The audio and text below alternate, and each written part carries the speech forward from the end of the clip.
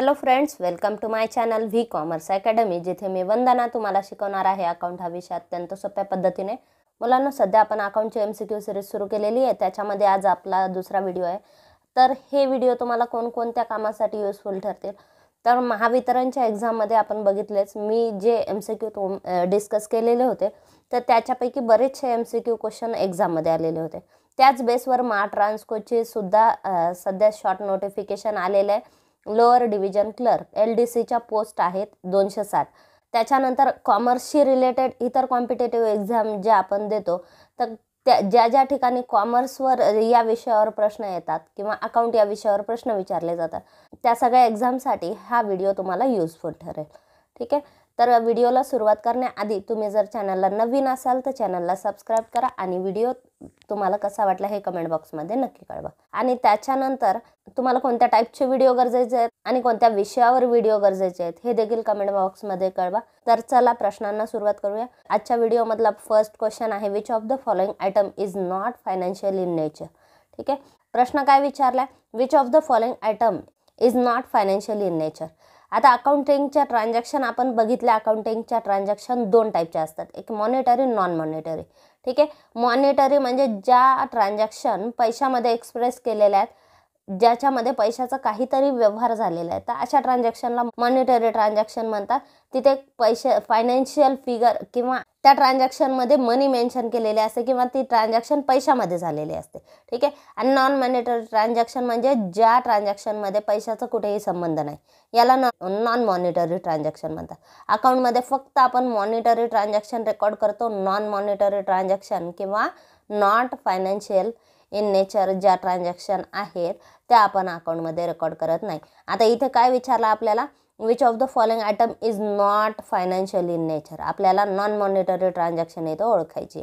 ठीक आहे, ए दिले purchase of machine for cost. आपण कॉस्ट प्राईसवर मशीन खरेदी केली. समजा आपण मशीन परचेस केली कॉस्ट प्राईसला. समजा मशीनची कॉस्ट आहे 1 लाख, म्हणजेच आपण ही मशिनरी 1 लाखाला खरेदी केली. ठीक आहे, आता या मशीनची मार्केट प्राइस आहे 1,20,000. आपण कॉस्ट प्राइसला खरेदी केली 1 लाखाला. ठीक आहे, मग इथे काय आहे, पण इथे कोणत्याही कॉस्टला जरी खरेदी केली तरी इथे फायनान्शियल व्हॅल्यू इन्क्लूड आहे. ठीक आहे, म्हणजे ही ट्रान्झॅक्शन कोणती झाली, ही फायनान्शियल ट्रान्झॅक्शन झाली. ठीक आहे, याला मॉनिटरी ट्रान्झॅक्शन म्हणतात. आपल्याला नॉन मॉनिटरी ट्रान्झॅक्शन बघायची. दुसरे, purchase of goods on credit. उधारीवर वस्तू खरेदी केल्या. आपण जर समजा उधारीवर वस्तू खरेदी केल्या, 2 लाखाच्या वस्तू आपण उधारीवर खरेदी केल्या किंवा 50,000च्या वस्तू उधारीवर खरेदी केल्या. जेवढ्या रुपयाच्या वस्तू आपण खरेदी केल्या उधारीवर तेवढी व्हॅल्यू इथे इन्क्लूड असणार आहे. ठीक आहे, म्हणजे ही सुद्धा मॉनिटरी ट्रान्झॅक्शन आहे. त्याच्यानंतर withdrawal of cash by proprietor for his personal use. Withdrawal केलं कोणी, प्रोप्रायटरने कॅश विड्रॉ केली बिझनेसमधून. ठीक आहे, फॉर हिज पर्सनल यूज. प्रोप्रायटरने किंवा मालकाने जर बिझनेसमधून पैसे घेतले किंवा विड्रॉ केले तर याला आपण ड्रॉविंग म्हणत असतो. आणि ड्रॉविंग ही कोणती ट्रान्झॅक्शन, ही मॉनिटरी ट्रान्झॅक्शन आहे. ठीक आहे, मग आपल्याला नॉन मॉनिटरी बघायची. लास्ट ट्रान्झॅक्शन बघा, dismissing an employee from job. आपल्या कंपनीमधून आपण एका एम्प्लॉईला जॉबवरून काढून टाकलं. ठीक आहे, मग आता इथे कुठे पैशाचा संबंध आलाय का, एम्प्लॉईला आपण त्याच्या कामावरून काढून टाकलं, डिसमिस केलं. ठीक आहे, मग ही कोणती ट्रान्झॅक्शन झाली. आता हे अकाउंटमध्ये तुम्ही रेकॉर्ड करणार का, की एका एम्प्लॉईला काढलं, 2 एम्प्लॉईला काढलं. तर एम्प्लॉईला काढणे किंवा ठेवणे, नवीन एम्प्लॉई अपॉइंट करणे, तर हे सगळं ह्युमन रिसोर्सेसमध्ये आलं. हे सगळं HRM डिपार्टमेंट बघेल. ठीक आहे, अकाउंटिंगशी त्याचं काहीच संबंध नाही. मग त्यामुळे ही ट्रान्झॅक्शन कोणती आहे, ही नॉन मॉनिटरी ट्रान्झॅक्शन आहे. Dismissing an employee from job. आता इथे आपल्याला काय सांगितलं, नॉट फायनान्शियल इन नेचर. मग ही ट्रान्झॅक्शन कोणती आहे, डी. मग याला आपल्याला ट्रान्झॅक्शन नाही म्हणता येणार, याला आयटम विचारला. प्रश्न इथं पॉईंट बघा काय मेन्शन केला. ठीक आहे, which of the following item is not financial in nature. ठीक आहे, मग ही काय ट्रान्झॅक्शन आहे का, ट्रान्झॅक्शन म्हणजे व्यवहार झालेला आहे का, इथे नाही, हे आयटम सांगितलं. ठीक आहे, dismissing an employee from job. एका एम्प्लॉईला जॉबवरून काढून टाकलं तर याची नोंद कुठे होईल, HRM डिपार्टमेंटला होईल. पण अकाउंटमध्ये याची काय रेकॉर्ड होणार नाही, कारण ही ट्रान्झॅक्शन नाही. ठीक आहे, मग याला नॉट फायनान्शियल इन नेचर. मग काय येईल, D, dismissing an employee from job. Next question आहे, total asset of a businessman ₹8,50,000 and outsiders liabilities 5,50,000. Owner's equity will be. ठीक आहे. आता ओनर्स इक्विटी आपल्याला विचारली. आता total asset of a businessman. एका बिझनेसमॅन जर समजा XYZ पर्सन आहे, याचं सोल प्रोप्रायटरी पर्सन. ठीक आहे. आपण जर समजा म्हटलं राम हा सोल ट्रेडर. ठीक आहे. मग आपण त्या रामच्या टोटल असेट किती आहे? 8,50,000. म्हणजेच बॅलन्स शीटची टोटल किती आहे? 8,50,000. असेटची टोटल किती आहे? 8,50,000. ठीक आहे. आउटसाइडर्स लायबिलिटीज म्हणजेच एक्सटर्नल लायबिलिटी, म्हणजे क्रेडिटर, डिबेंचर, त्यानंतर बँक ओव्हरड्राफ्ट, ह्या सगळ्या काय आउटस्टँडिंग एक्सपेन्सेस. तर ह्या सगळ्या काय आउटसाइडर्स लायबिलिटी. एक्सटर्नल लायबिलिटी बिझनेसला बाहेरच्या लोकांचे जे देणे द्यायचे ते. मग बाकीचे जे उरले त्याला इंटरनल लायबिलिटी म्हणतात. इंटरनल लायबिलिटी म्हणजेच ओनर्स इक्विटी म्हणजेच कॅपिटल. ठीक आहे. 8,50,000 5,50,000. बॅलन्स शीटची टोटल किती? 8,50,000. असेटची टोटल असेट किती आहेत? 8,50,000. आउटसाइडर्स लायबिलिटी एक्सटर्नल लायबिलिटी किती आहे? बॅलन्स शीटची टोटल बरोबरच लायबिलिटीची टोटल असणार आहे. मग लायबिलिटीच्या टोटलमध्ये 5,50,000 जर आउटसाइडर्स लायबिलिटी आहे, बाकीचं कॅपिटल आहे, ओनर्स इक्विटी आहे. मग या 8,50,000 5,50,000 मायनस करा. बाकीचे जे बॅलन्स आलं त्याला काय म्हणायचं? Owners equity. मग ते किती आहे? 3,00,000.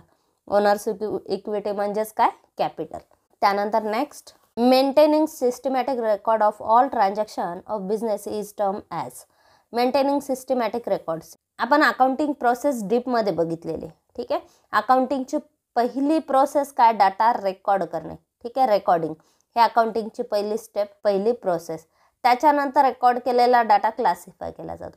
मग रेकॉर्डिंग आपण कशामध्ये करतो? ज्यावेळेस आपण जर्नल एंट्री प्रिपेअर करतो त्यावेळेस त्याला काय म्हणतात? डाटा रेकॉर्ड करणे.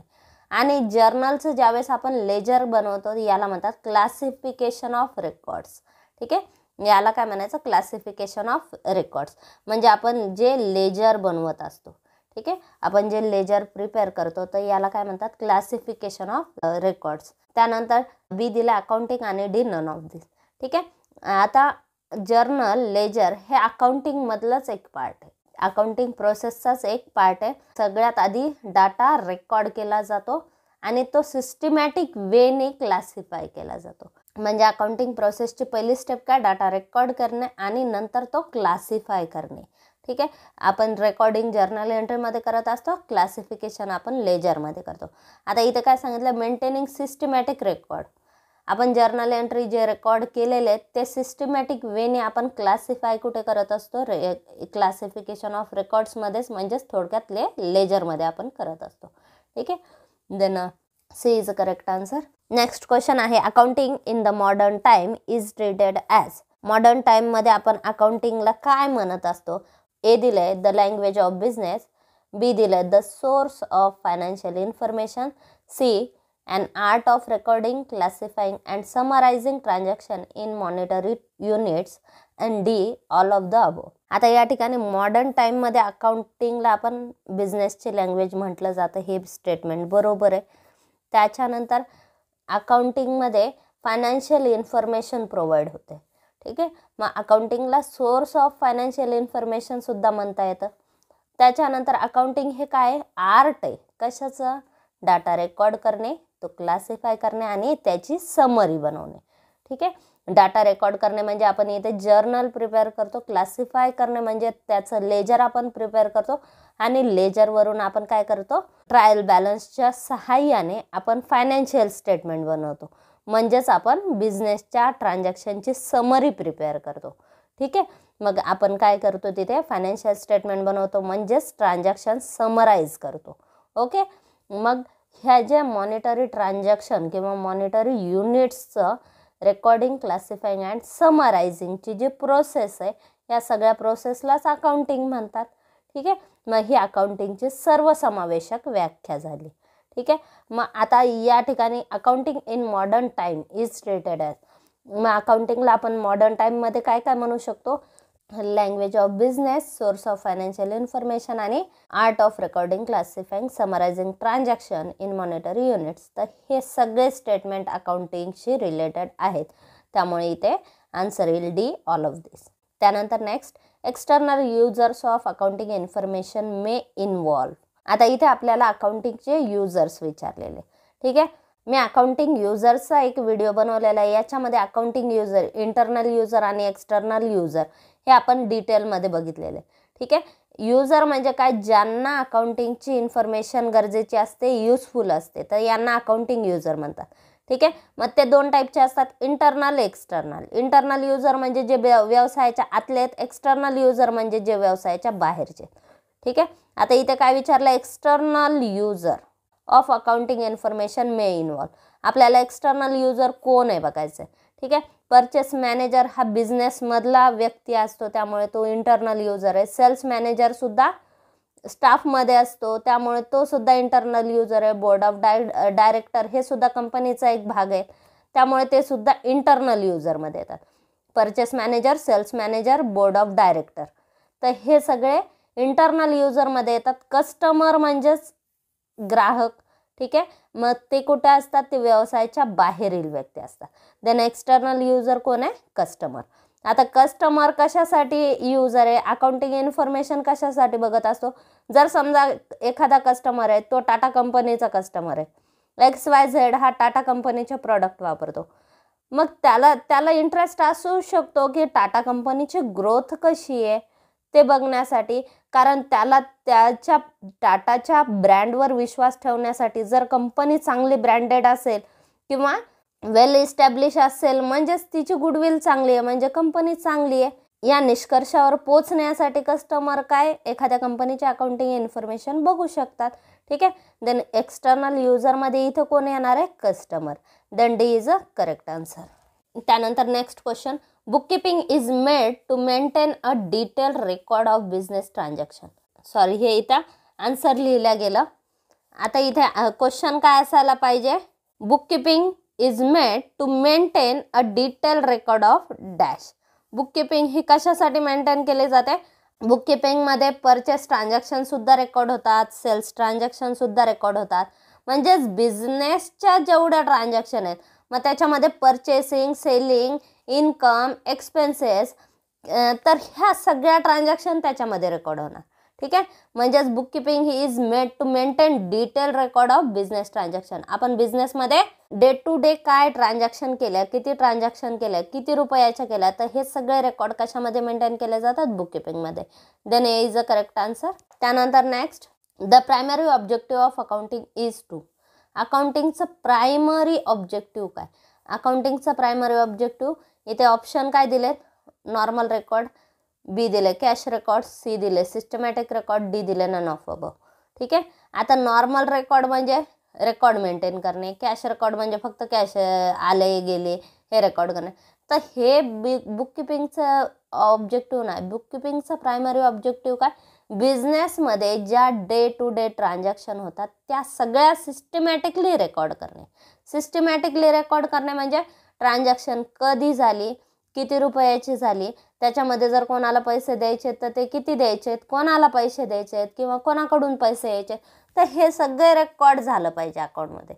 ठीक आहे, मग याला काय म्हणतात, सिस्टमॅटिक रेकॉर्ड म्हणतात. मग अकाउंटिंगचं प्रायमरी ऑब्जेक्टिव्ह काय, सिस्टमॅटिक रेकॉर्ड तयार करणे.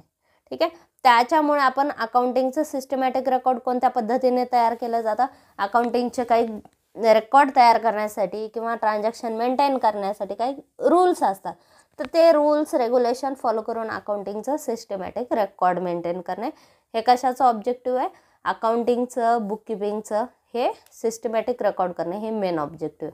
ठीक आहे, त्यानंतर next question, bookkeeping is a dash step of accounting. बुककीपिंग ही अकाउंटिंगची कोणती स्टेप आहे, तर बुककीपिंग ही अकाउंटिंगची काय, प्रायमरी स्टेप आहे. ठीक आहे, सगळ्यात आधी आपण ट्रान्झॅक्शन रेकॉर्ड करणार, नंतर ती क्लासिफाय करणार, त्याच्यानंतर त्याची समरी बनवली जाते, मग इंटरप्रिटेशन होतं. ठीक आहे, तर ह्या ज्या अकाउंटिंगच्या स्टेप आहेत, तर याच्यामध्ये ज्या पहिल्या 3 स्टेप आहेत, डाटा रेकॉर्ड करणे, तो क्लासिफाय करणे आणि त्याची समरी प्रिपेअर करणे, तर याला म्हणतात प्रायमरी स्टेप म्हणतात. ठीक आहे, आणि बुककीपिंग ही कोणती स्टेप आहे, प्रायमरी स्टेप आहे. ठीक आहे, then A is a correct answer. त्यानंतर next, under which basis of accounting both cash basis and accrual basis are followed. आता अकाउंटिंगचे मी 2 बेसिस सांगितले, कॅश बेसिस आणि दुसरे ॲक्रुअल बेसिस. कॅश बेसिस म्हणजे काय की अकाउंटिंगमध्ये आपण ट्रान्झॅक्शन कधी रेकॉर्ड करणार, जेव्हा बिझनेसमध्ये कॅश आली किंवा गेली तरच अकाउंटिंगमध्ये ते रेकॉर्ड करायचं किंवा त्याची ट्रान्झॅक्शन पास करायचे, तर याला म्हणतात कॅश बेसिस.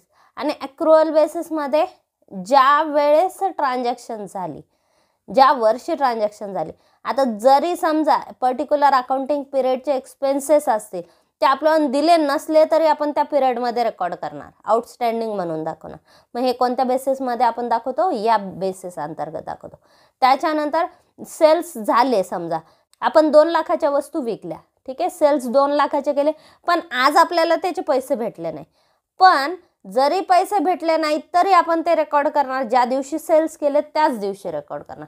मग यालाच काय म्हणतात, ॲक्रुअल बेसिस म्हणतात.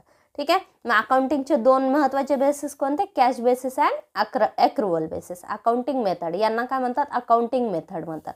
ठीक आहे. मग त्या कोणत्या आहेत, कॅश बेसिस आणि ॲक्रुअल बेसिस. आता याच्यामध्ये काही कमतरता आहेत, याच्यामध्ये पण काही कमतरता आहेत. त्यामुळे मॉडर्न अकाउंटिंगमध्ये दोन्हीचा वापर एकत्रितरित्या होतो. ठीक आहे. आपण बॅलन्स शीट प्रिपेअर करताना कॅश बेसिसद्वारे प्रिपेअर केली जाते. Profit and loss account, trading account हे ॲक्रुअल बेसिसद्वारे बनवलं जातं. ठीक आहे. म्हणजे जे नॉमिनल अकाउंट्स आहेत ते बनवताना ॲक्रुअल बेसिस फॉलो केलं जातं आणि बॅलन्स शीट बनवताना कॅश बेसिस फॉलो केलं जातं. ठीक आहे. तर ह्या दोन्ही मेथड ज्यावेळेस एकत्रित अडॉप्ट केल्या जातात याला म्हणतात मिक्स्ड किंवा हायब्रिड बेसिस. ओके. देन अकाउंटिंगची तिसरी मेथड कोणती आहे, मिक्स्ड और हायब्रिड बेसिस. आता इथे काय विचारलं, under which basis of accounting both cash basis and accrual basis are followed. Answer is C, mixed or hybrid basis. Next आहे, any exchange of money or money's worth between 2 parties is called. Any exchange of money, ज्यावेळेस आपण पैशाची देवाणघेवाण करतो किंवा पैशाच्या किमतीमध्ये वस्तूची देवाणघेवाण करतो, 2 पार्टीमध्ये ज्यावेळेस पैशाची देवाणघेवाण होते किंवा पैशाच्या किमतीमध्ये एखाद्या वस्तूची देवाणघेवाण होते, तर याला काय म्हणतात, याला म्हणतात बिझनेस ट्रान्झॅक्शन. ठीक आहे. व्यवहार ज्यावेळेस 2 व्यक्तीमध्ये किंवा बिझनेसमध्ये 2 पार्टीमध्ये व्यवहार होतो, पैशाची देवाणघेवाण होते किंवा वस्तूची देवाणघेवाण होते, पैशाचं मूल्य देऊन वस्तूची देवाणघेवाण होते, तर याला काय म्हणतात, याला म्हणतात ट्रान्झॅक्शन. ठीक आहे. Business transaction. आता मी याचा एक डिटेल व्हिडिओसुद्धा बनवलेला आहे की बिझनेस ट्रान्झॅक्शन म्हणजे काय. ठीक आहे. माझ्या प्लेलिस्टला तुम्ही हे सगळे व्हिडिओ, अकाउंटिंग फंडामेंटल्सचे व्हिडिओ बघू शकता, त्याच्यामुळे तुमच्या ह्या परत कन्सेप्ट रिवाईज होतील. नेक्स्ट क्वेश्चन आहे, a person to whom money is owing or payable is called a. आता a person to whom money is owing, ज्याला आपल्याला पैसे द्यायचेत, ओविंग म्हणजे आपल्याला उधारीचे पैसे आपण त्याला देणं लागतो. ठीक आहे.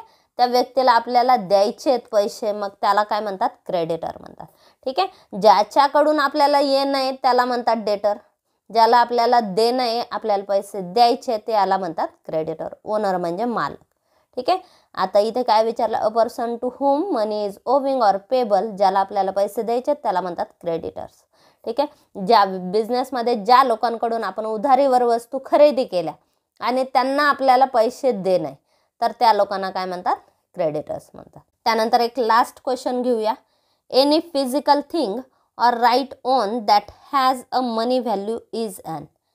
Any physical thing or right किंवा अधिकार, हक्क, ओन दॅट म्हणजे जे आपल्या मालकीची एखादी फिजिकल थिंग आहे, एखादी वस्तू आहे आपल्या मालकीची, किंवा एखाद्या वस्तूवर आपला मालकी हक्क आहे, मग तो मालकी हक्क म्हणजेच काय, आपली प्रॉपर्टी असते, म्हणजेच याला आपण काय म्हणणार, ॲसेट म्हणणार.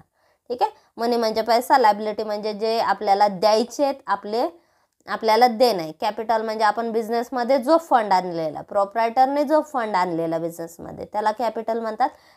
ज्या फिजिकल थिंग्सवर, वस्तूवर आपला अधिकार आहे किंवा आपला मालकी हक्क आहे, तर याला काय म्हणतात, असेट म्हणतात, प्रॉपर्टी.